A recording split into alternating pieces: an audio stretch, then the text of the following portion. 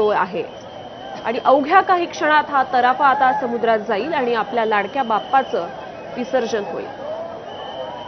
हा तराफा केवळ जलवाहनच नाहीये तर भक्तिभाव आणि सुरक्षितता आणि त्याचबरोबर एक अत्याधुनिक तंत्रज्ञान यांचा एक आगळा वेगळा संगम आहे। कारण पूर्वीच्या दुप्पट आकाराच्या या तराफ्याची रचना यावर्षीची विशेष आहे।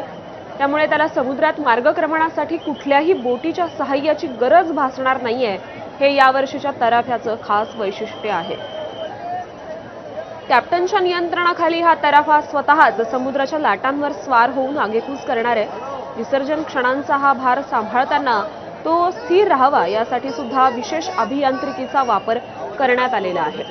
त्यामुळे प्रचंड मोठ्या मिरवणुका, प्रचंड गर्दी आणि भव्य दिव्य अशा गणेश मूर्ती यांना अत्यंत सुरक्षितपणे आणि तेवढ्याच भावुकपणाने निरोप देण्यासाठी संपूर्ण प्रशासन, पोलीस कर्मचारी सुद्धा मोठ्या मेहनतीनं ह्या गणेशोत्सवाचं, या गणेश विसर्जन मिरवणुकांचं नियोजन करत असतात।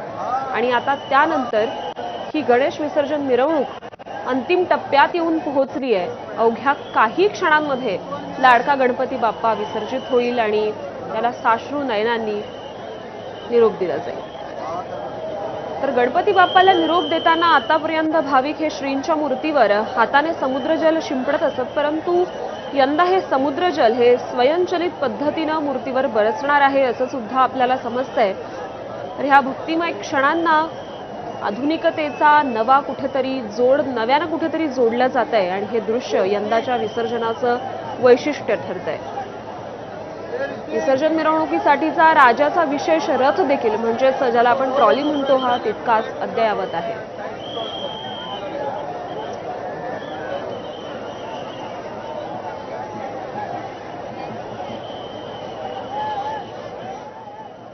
चौपाटी